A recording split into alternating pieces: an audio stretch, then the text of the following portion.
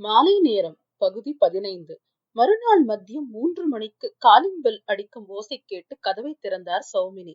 சுரேஷுடன் வந்தவனை பார்த்து ஆச்சரியப்பட்டவர், வா சுரேஷ், நீங்க வாங்க என்றார்.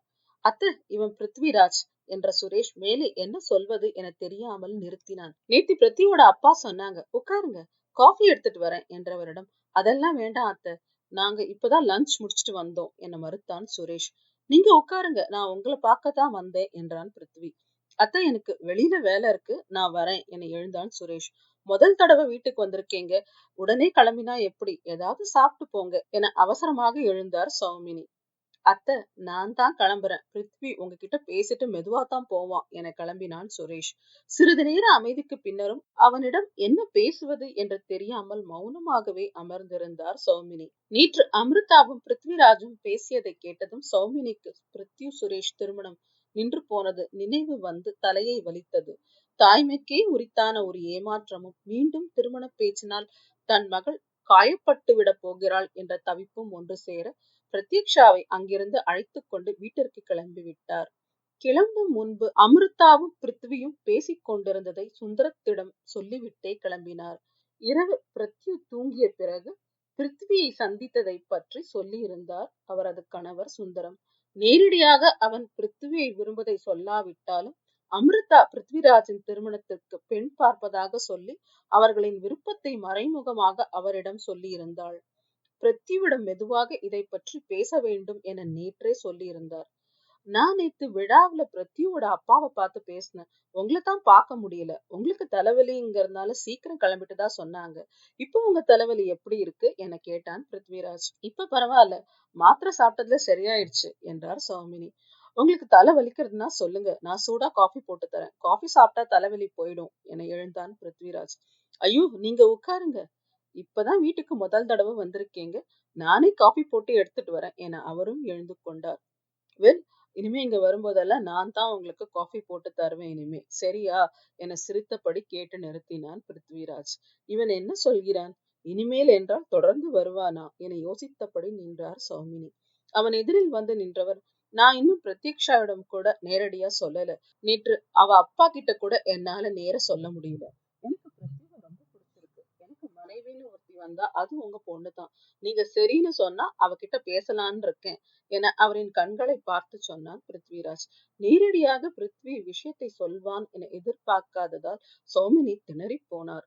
தன்னை சமாளித்தவர், இதில் நான் மட்டும் தனியா எதுவும் முடிவெடுக்க முடியாது, அவங்க அப்பா சம்மதிக்கணும், முக்கியமா பிருத்விக்கு இதுல இஷ்டம் இருக்கணும், அதில் அவ சம்மதம் தானே முக்கியம் என லேசாக தொண்டையை செருமியபடி கூறினார்.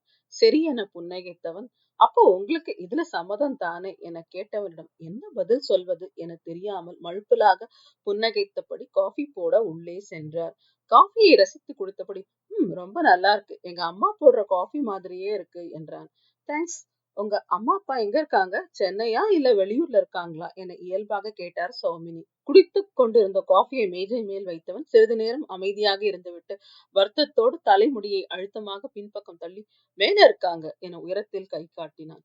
8 வருஷம் முன்னாடி ஒரு கார் விபத்துல 2 பேரும் என்ற குரல் தழக்க பேச முடியாமல் வருத்தத்துடன் கீழே குனிந்து கொண்டான். தண்ணீர் எடுத்து வந்து அவனை வற்புறுத்தி குடிக்க வைத்தவர் அவன் மறுத்தும் கேட்காமல் மறுபடியும் சூடாக காஃபி கலந்து கொடுத்து அவனை குடிக்க சொன்னார். தன்னை சமாளித்தவன், சாரி, எப்பவும் இப்படி உணர்ச்சி வசப்பட்டதில்ல, இன்னைக்கு உங்களை பார்த்த உடனே எனக்கு எங்க அம்மா ஞாபகம் வந்துருச்சு என்றான். பாசத்துடன் அவனை பார்த்தவர், பரவாயில்ல என அவன் அருகே அமர்ந்தார். பிருத்தியோட அம்மா எனக்கும் அம்மா தானே, நான் உங்களை அம்மானே கூப்பிடலாமா என உணர்ச்சி பூர்வமாக கேட்டவனிடம் தலையசைத்து சம்மதம் சொன்னார். ஓகே, நான் கிளம்புறேன், பிருத்திவிடமும் அவ அப்பாவிடமும் பேசிட்டு சொல்லுங்க, என் அண்ணன் அண்ணிய முறையாக வந்து பேச சொல்றேன் என எழுந்தான். வேலை முடிந்து வீட்டிற்கு கிளம்பிய பிரத்யக்ஷா காரை நோக்கி நடந்தாள். தனது கையில் இருந்த ஆட்டோமேட்டிக் கீயினால் காரை திறந்தாள். எங்கிருந்தோ வந்த பிருத்வி அவளுக்கு முன்பே காரின் கதவை திறந்து டிரைவிங் சீட்டில் அமர்ந்து சிரித்தபடி அவளை பார்த்தான். அவனை அங்கே எதிர்பார்க்காத பிருத்வி ஒரு நொடி இனிமையாக அதிர்ந்தாலும் மறுநொடி கோபம் எட்டி பார்க்க, பிளீஸ் இறங்குங்க என்றான். எனக்கு உன்னோட பேசணும், வா போலாம் என அவளை நோக்கி சாவியை கொடு என்ற விதமாக கையை நீட்டினான். இது நான் வேலை செய்யற இடம், பிளீஸ் பிரச்சனை செய்யாம கிளம்புங்க, உங்ககிட்ட பேசுறதுக்கு எதுவும் இல்ல என்றாள் பிரத்யக்ஷா. நீ எதுவும் பேச வேணாம், நான் பேசுறத மட்டும் கேட்டா போதும், வா வந்து உட்காரு என காரின் கதவை திறந்து விட்டான். நான் செக்யூரிட்டிய கூப்பிட வேண்டி வரும். சீன் கிரியேட் பண்ணாதீங்க என கைகளை கட்டியபடி சொன்னாள். கூப்பிடு, உள்ள போய் பேங்க் ஸ்டாஃப் எல்லாரையும் கூட்டிட்டு வா. வெட்டிங் இன்வைட் கொடுத்து நம்ம உறவை சொல்லலாம்னு பார்த்தா நீ இப்படித்தான் சொல்வேன்னு அடப்பிடிக்கிற. யோர் சாய்ஸ் என சீட்டில் சாய்ந்து விரல்களால் ஸ்டீரிங் வியலில் தாளம் போட்டபடி சொன்னவனை முறைத்தாள் பிரத்யக்ஷா. ச்சே என கோபமாக முகத்தை திருப்பிக் கொண்டவள், உங்களுக்கு என்ன வேணும் என அடித்தொண்டையில் சீறினாள். இது நியாயமான கேள்வி. வா போலாம். போகும்போது சொல்றேன் என்றான். அன்னைக்கு பீச்ல டிஸ்டர்ப் பண்ண மாட்டேன்னு தானே சொன்னீங்க. இப்ப நீங்க செய்யறதுக்கு ஸ்டாக்கிங்னு சொல்லுவாங்க என சற்று சத்தமாகவே சொன்னாள். வங்கிக்கு வந்து செல்பவர்கள் திரும்பி பார்க்க புன்னகையை அடக்கியபடி, ஓகே ஃபைன், இப்ப யார் சீன் கிரியேட் பண்றாங்க என கிண்டலாக கேட்டான். தன்னையே நொந்தபடி அவன் அருகே அமர்ந்தவள் இறுக்கமான முகத்துடன் அவனை முறைத்து பார்த்தாள். ரிலாக்ஸ், உன்னோட கார் தான், ஏதோ கடத்திட்டு போற ஸ்டைல்ல உட்கார்ந்துருக்கு என்றான் பிருத்விராஜ். இப்ப நீங்க செய்யறது கடத்திட்டு போற மாதிரி தானே இருக்கு என்றாள். முகத்தில் புன்னகை படர, என்ன செய்யறது, கூப்பிட்ட உடனே வந்திருந்தா பிரச்சனையே இருந்திருக்காது. இந்த மாதிரி கடத்திட்டு தான் போகணும்னா அதுக்கு நான் ரெடி என்ற கண் சிமிட்டியபடி சொன்னான். என்ன செய்யறது, என் பேரையும் அப்படியே வச்சுட்டாங்க.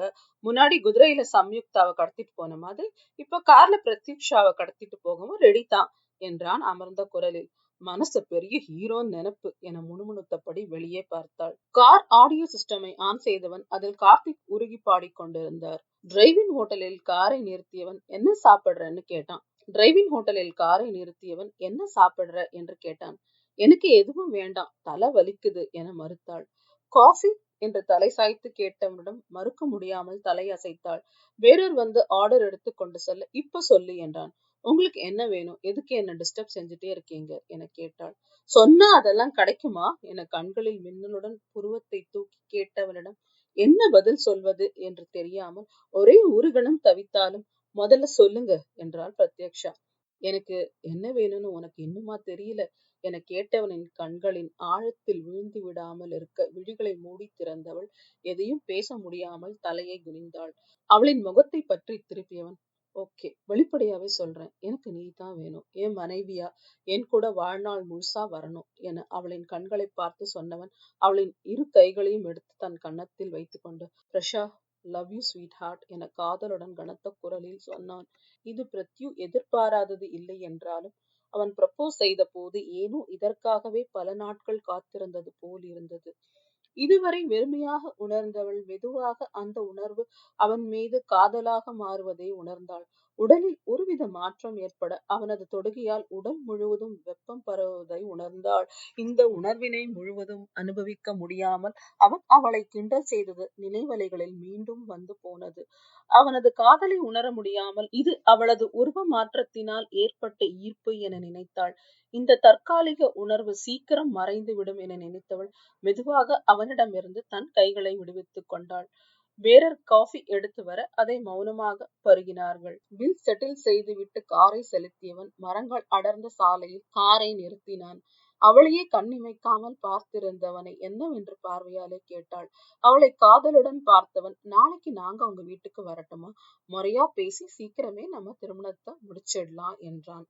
நான் இன்னும் உங்களுக்கு சம்மதம் சொல்லவே இல்லையே என்றவளை சிரிப்புடன் பார்த்தவன், இஸ் இட், இப்ப சொல்லு என்று அவளின் கையை தொட முயன்ற போது அதை லேசாக தள்ளிவிட்டாள்.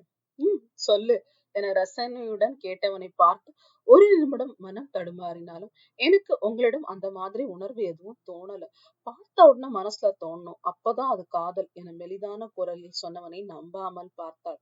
No kidding, are you serious என்று சற்று அழுத்தமாக அவன் சொன்னது ஏனோ உள்மனது வரை சென்று சுட்டது.